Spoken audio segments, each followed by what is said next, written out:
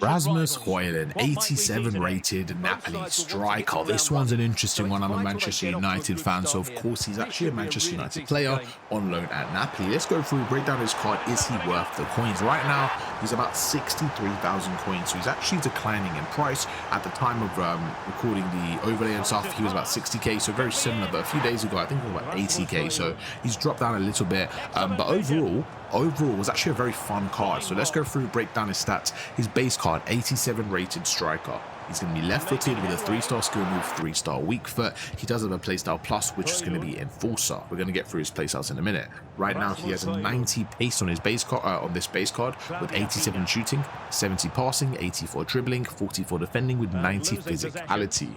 So his biggest attributes, having 290 rated stat, are his pace and his physicality.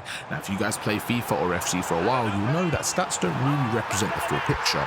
For example, yes, he has 90 pace, but there's a lot of other characteristics. One, his playstyles, rapid, quick step. These are all things that contribute to that speedy feel that you want with a 90 pace player. Another thing is his actual build, right? He's actually 6'3" and he's lengthy. So he's not going to have as smooth pace as maybe like an Embuemo or some other card, like, you know, maybe if you have like a Rafinha or a William, someone that's got like, you know, let's just say Embuemo, because I had a player review the other day, like he's got 90 pace or whatever, but he felt rapid because of his play styles and his overall build. So the pace of Højlund is not going to be the same. But let's just go through the card, then we'll break down the pros and the cons. Starting off with his play style, okay? Shooting play styles, he's got the power shot as well as the low driven. So you can go for those power shots outside edge of the box, which is really useful. Low driven is really nice, really consistent in the box. Passing, he has no passing play styles. Not the end of the world, however, for me, I'm going to use this striker as more of a hold-up striker. He's not going to be my getting behind. He's going to be more of my hold-up, kind of like linking up play. So I would have preferred maybe a play style. That would be nice, having a passing play style. But it's not a necessity, but it's a luxury.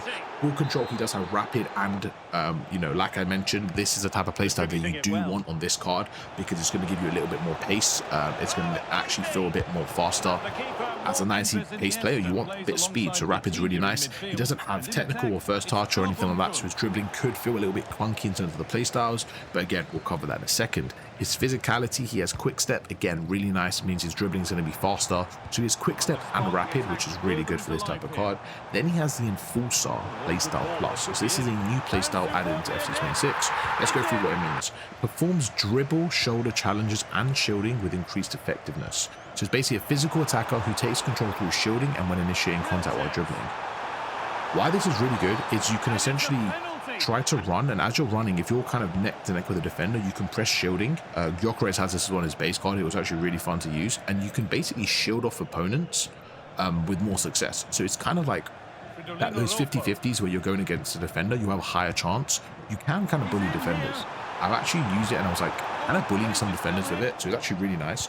As well as having rapid and then quick step, he's going to have a little burst of pace, so if you could just get through a defender and then you're in a little shoulder battle with them, you can probably shield them off, which is really nice. So yeah, let's go through. He also has really good chemistry links as well. You've got your De Bruyne, who's going to have a perfect green link with him, as well as McTominay's card as well. Zamba and Garcia just had a SBC as well, so I think we've got some really good cards there, to be honest with you. So in terms of links as well, he's actually in a great spot.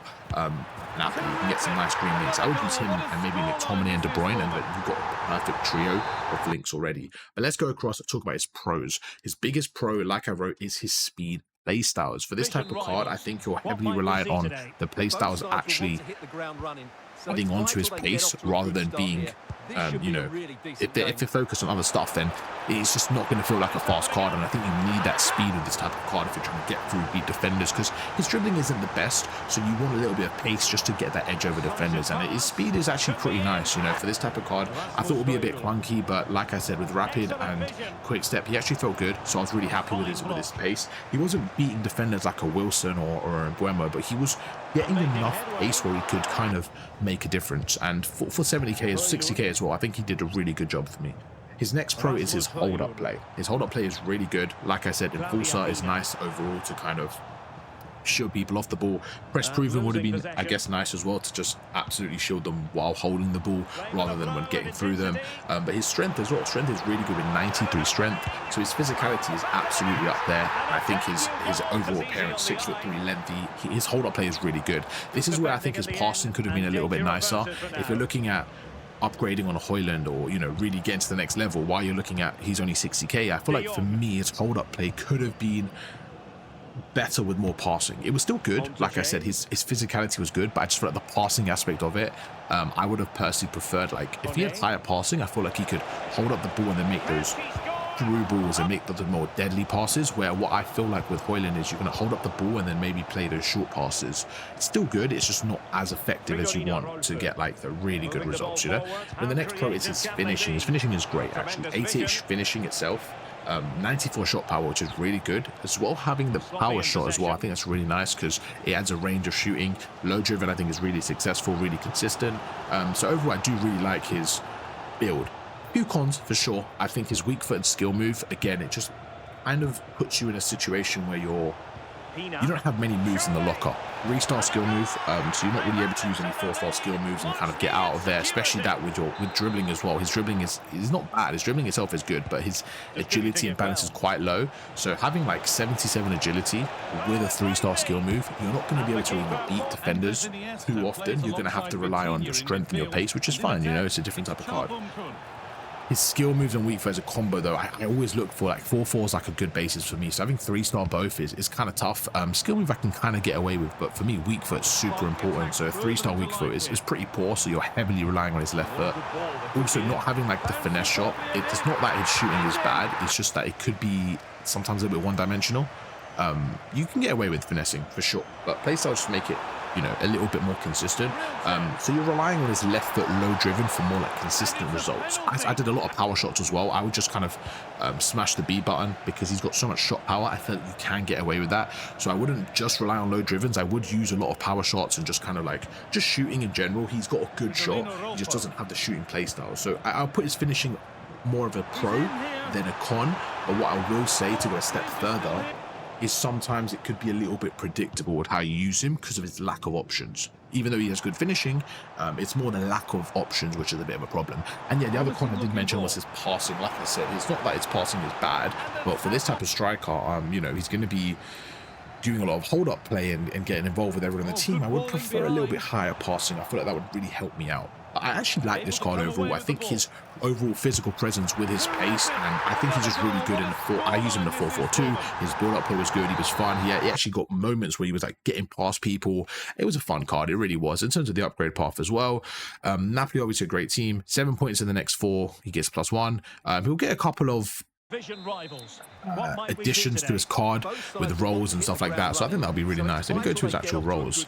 So yeah, he actually has the poacher ++ and the advanced forward. I actually think this card's probably better as like an advanced forward. I just don't feel like this type of card is a great poacher for me. Like, he's not really like getting behind kind of player. I feel like he's just better off like, you know, as your target man, your advanced forward, something like that, and then kind of just using a more faster, more agile striker as your poacher. That's me personally, but I like the card. I'll give it like an 8 I'll give it an 8.25.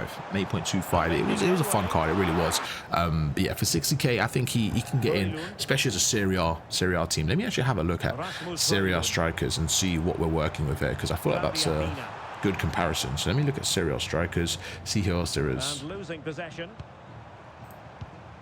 Where is the... All right, perfect. So yeah, if you're looking at Serie A strikers for 60k, you've got Pulisic, who's very similar. Obviously right now it's a 99 pace boost, so probably worth going for. I haven't actually used this card, but it looks pretty fun to use. So that's Pulisic's screen card. Besides that, for the 60k mark, you're not really having much competition. If you go up a little bit more, 100k, you got Barbo, which is...